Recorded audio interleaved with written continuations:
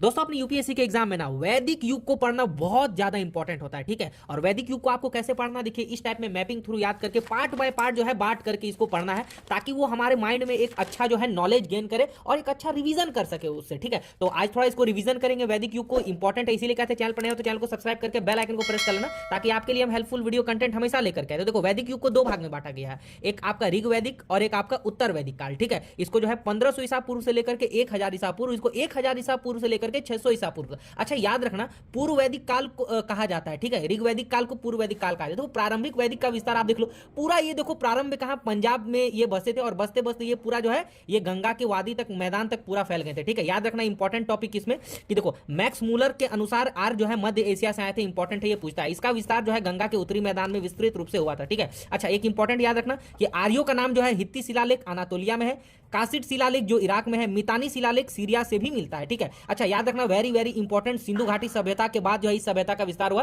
कभी कभी प्रीलिम्स में यूपीएससी और पीसीएस में पूछता है, याद रखना इंपॉर्टेंट है। ईरानी ग्रंथ जैन अवस्था में जो है इंद्र वरुण और जैसे जो है आर्य देवताओं का उल्लेख है, इंद्र और वरुण जैन अवस्था में उल्लेख है, याद रखना पूछता भी है, ठीक है। उसके बाद यहां पर देखेंगे हम क्या क्या देखेंगे, एक यहां पर हम देखेंगे, यहां पर देखो वैदिक काल के बारे में बुनियादी जानकारी को लेंगे, उसके भौगोलिक विस्तार को थोड़ा सा यहां पर हम रिवीजन कर लेंगे, भौगोलिक विस्तार ही होगा, और एक समाज जो कि वेरी वेरी इंपॉर्टेंट है, इसको भी पढ़ेंगे। तो देखो बुनियादी जानकारी के बारे में दो भाग में बांट के पढ़ना है, ऋग वैदिक काल और एक उत्तर वैदिक काल, क्या क्या दोनों में डिफरेंस था। जैसे जानकारी में ऋग वैदिक काल में क्या था, इसका मुख्य स्रोत जानकारी का क्या था, ऋग्वेद था। इसमें 10 मंडल थे और 1028 जो है इसमें क्या थे, भजन थे या सूक्त थे। 2 से 8 मंडल को सप्त ऋषि मंडल कहा गया है। अच्छा ये वेरी वेरी इंपॉर्टेंट है, याद रखना 10वें मंडल में वर्ण व्यवस्था का उल्लेख है, ठीक है। विश्वामित्र द्वारा रचित तीसरे मंडल में देवी सावित्री को संबंधित गायत्री मंत्र, इसको थोड़ा सा पढ़ लेना। देखो ये सब इंपॉर्टेंट चीज को मैंने लिख दिया है, बाकी आप बुक को तो डीपली पढ़ोगे ही, यहां से आप उसको रिवीजन करोगे, ठीक है। अच्छा उत्तर वैदिक काल के बारे में इसकी जानकारी, मतलब थोड़ा सा बुनियादी जानकारी कहां से मिलता है, जैसे सामवेद, यजुर्वेद, अथर्ववेद हो गया, ठीक है।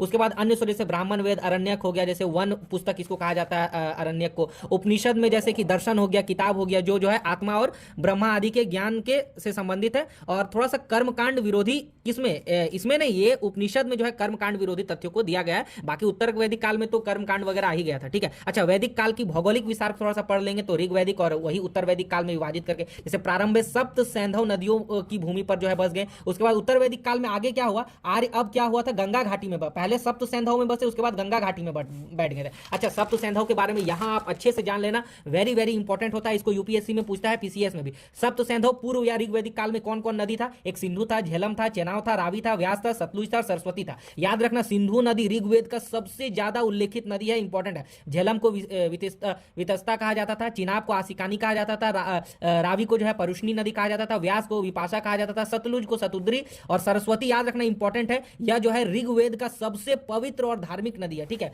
अच्छा उत्तर वैदिक काल में थोड़ा सा देख लेंगे इसकी है, तो इस समय तक क्या था कि पश्चिमी गंगा घाटी तक जो है ये फैल गया था, आर्यवर्त उसको कहा जाता था, ठीक है। आर्यवर्त शब्द का भी उल्लेख उत्तर वैदिक में मिलता है। अरब सागर हो गया, हिंद महासागर हो गया, हिमालय की चोटियां हो गया, विंध्याचल पर्वत हो गया, इसका जो है अप्रत्यक्ष उल्लेख जो है थोड़ा थोड़ा मिलता है, इसको थोड़ा सा पढ़ लेना। अच्छा ये इंपॉर्टेंट है, थोड़ा याद रखना, आपको घुमाएगा क्वेश्चन में, हिमालय और गंगा का कोई उल्लेख जो है ऋग्वैदिक काल में नहीं मिला है, थोड़ा सा आप इसको पढ़िएगा, ठीक है। वैदिक समाज के बारे में पढ़ेंगे, वेरी इंपॉर्टेंट है, वैदिक समाज को भी ऋग्वैदिक और उत्तर वैदिक में बांट करके पढ़ेंगे। जैसे कि आर्य जन नामक आबादी में शामिल हो गए। अनार्यों को जो है दास और दस्यु कहा जाता था, जो आर्य नहीं होते थे, ठीक है। अच्छा आर्य जो क्या होते थे, आर्य दास के प्रति नरम होते थे और दस्यु जो के प्रति जो क्या होते थे, कठोर होते थे, याद रखना। अच्छा उत्तर वैदिक काल में 4 स्तरीय वर्ण व्यवस्था कठोर हो गई, सामाजिक व्यवस्था में जो है ये जटिल हो गई, जैसे अस्पृश्यता, जैसे छुआछूत हो गया, इस तरीके जो है आ गया, मतलब कि कठोर हो गया, वो अस्पृश्यता का पता ही है ना। महिलाओं की स्थिति में भी उत्तर वैदिक काल में थोड़ा सा गिरावट देखने को मिलता है। एक अब इंपॉर्टेंट बात करेंगे इसके ही समाज के बारे में, वैदिक समाज के बारे में बात करेंगे, तो क्या था ऋग्वैदिक और उत्तर वैदिक में पढ़ेंगे, तो समतावादी समाज था ऋग्वैदिक। समाज में भेदभाव उतना तीव्र नहीं था, ठीक है। वर्ण व्यवस्था थी लेकिन कठोर नहीं थी, ये जो है कर्म के आधार पर थी। पितृ सत्तात्मक व्यवस्था थी, यानी पुत्र की कामना की जाती थी। घोषा, निवावरी, सिक्ता, अपाला जैसी महिलाओं ने क्या किया था, ऋषि और ऋग्वेद की रचना में काम किया था, ठीक है। अच्छा बाल विवाह और सती प्रथा अनुपस्थित थी, यानी सती प्रथा इस टाइम ऋग्वेद में नहीं था, बाल विवाह अभी नहीं था, ठीक है। अच्छा एक विशेष विधवा पुनर्विवाह, जिस एक मतलब कि एक विधवा पुनर्विवाह का भी प्रचलन था, जिसको जो है नियोग कहा जाता था, मतलब विधवाएं जो है शादी कर सकती थी। याद रखिएगा, जुआ खेल खेला जाता था और रथ दौड़ का प्रयोग इस टाइम होता था।